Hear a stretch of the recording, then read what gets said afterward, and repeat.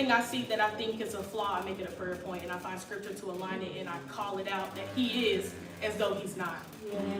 And so even when we were separated, if God showed me that in his generation and his bloodline they dealt with lust, I found a scripture on lust, or I found something opposite of that he is that.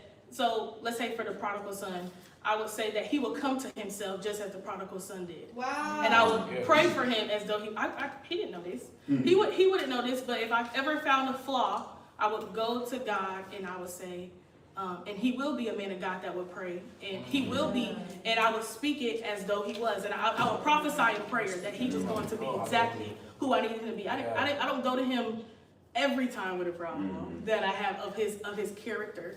I make it a prayer point, and I find scripture to align it, and I make that. Cause that's the only way. That's the only way you do it. I don't have to go to him and tell him about himself all the time. What about